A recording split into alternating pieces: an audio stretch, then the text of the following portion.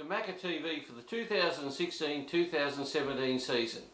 I'm here with Brendan. Hello. And we're here to bring you all the news about All Abilities cricket. In this episode of MAACA TV, we're going to preview the season ahead. We'll have a look at the Super League and the 10 over Tonk.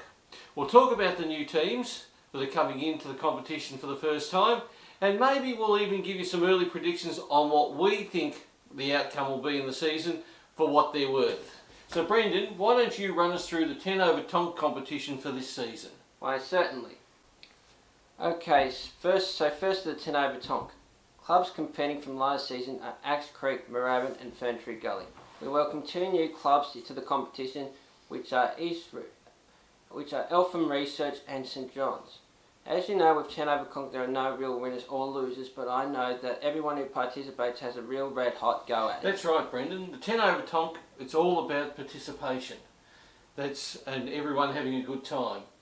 I think it's going to be a really good competition this season because we've got two new clubs, as you said, and therefore more opportunity for the 10 over Tonk guys to really enjoy themselves. So good luck to all of you for the Super League. This season we've got a very much expanded competition.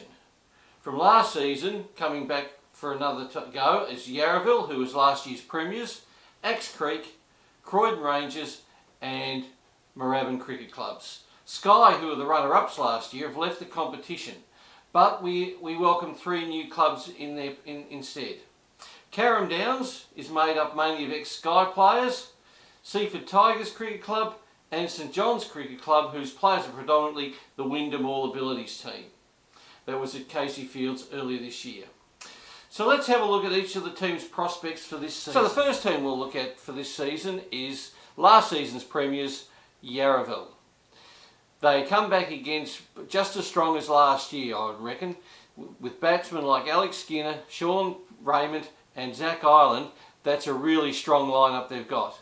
Supported by bowlers Chris Quinn, Jamie Smith and Ben Davenport, I expect them to be very strong again this year. Carrum Downs have come into this competition with a lot of interest. Skye, who we've lost, have been transferred. The batting has been Ash Jordan Long, James Lachlan Glenn and Sean Dwyer, who have made the batting formidable. The bowling is Nathan Samuel, David Alford and Leroy Harrison, who have made the bowling to be more predictable. The next team I want to talk about is Axe Creek. They're up New Bendigo way and they were one of the founding clubs last season, so they're back again for another season. Despite the fact that they have the long trip every other week to come down to Melbourne, I think that they could be a bit more competitive than what they were last year.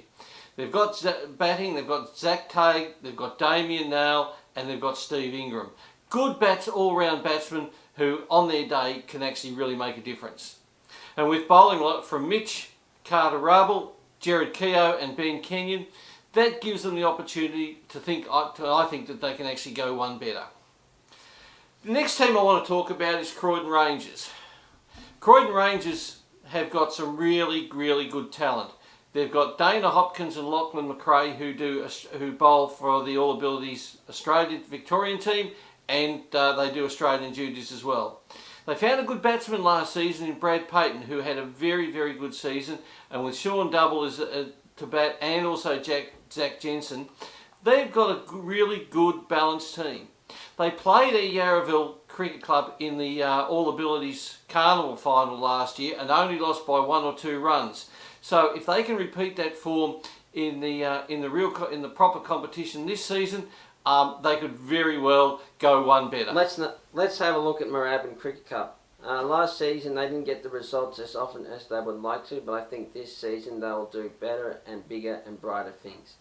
With their batting, it goes to Michael Liask, Aaron Yaxander and Michael Wright. Their bowling, Rodney Pettit, Chris and Peter Willoughby. I'm sure with that effort of the guys will do very well for them. We have two new clubs coming into the competition, and they are Seaford Tigers Cricket Club and St John's Cricket Club. We don't know much about their players, but I'm pretty sure that they'll do their best and try very hard to get through as the season develops. So now we've had a look at all the teams that are playing in the Super League competition for this season. Well, Brendan, now's the time to put your money where your mouth is. Who do you think will win the grand final, and who do you think will play in the grand final? I think the team who will win the grand final would be Yarraville, because they're coming from the undefeated season last season, and I reckon they'll do a near pitch effort to do pretty well. And any prediction on who they might play off in the grand final? I think they might play Carrum Downs or Seaford Tigers, depending on results going either way. But I think one or both of them might do pretty well. Interesting comments. I think Yarraville have got a good chance to go back to back, but I wouldn't be surprised if some of the other teams don't have some sort of say in that this season. The competition is getting closer and closer, and I think there's any number of 4 or 5 teams that could get it. So at this stage, I can't make a prediction, but stay tuned for later episodes when we know a bit more about the forms. So when we know a little bit more about how they've been going in the season. Last year we had 2 awards. One was for the best batting average, and the other was for the best bowling average. This season we've added a new award, the Spirit of Cricket Award. Each week, one team member from each team will be nominated for this particular award, and at the end of the season we'll collate all the nominations and announce the winner. The Spirit of Cricket Award is not necessary for the best batsman or the best bowler. It's for the person who just demonstrates the behaviours that we would expect in good sportsmanship, fair play, and just trying your hardest. So anyone is eligible, and anybody can win. Don't forget, as we go through the season, to visit the MAACA My Cricket website. By now it has all the fixtures up. It also will have all the results, stats and news from games, as well as other MAACA news. It will also have details on how you can participate in the Spirit of Cricket Award. Well, that's it for this episode of MAACA TV. A really good insight, I think, into this season coming up. Now, don't forget to check out the website and the Facebook page for all the latest news. So, on the behalf of Brendan and yours truly, thanks for watching, and we'll see you on a cricket field somewhere soon. Bye for now. Bye.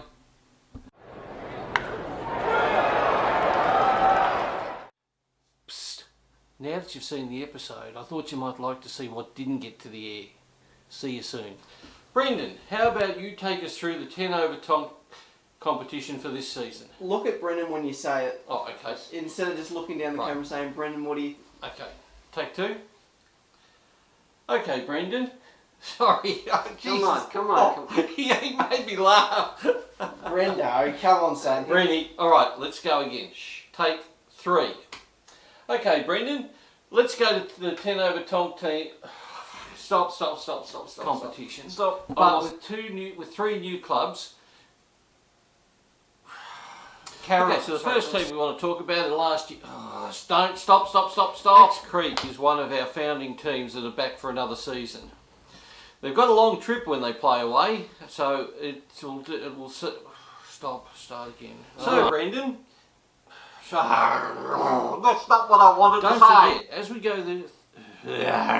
Don't forget, as we go through the season, to visit the Spirit of Cricket Award is about those players. Stop. How's this, Brendy? A bit of MAACA love? All right, we'll get back to it. Righto. Let's.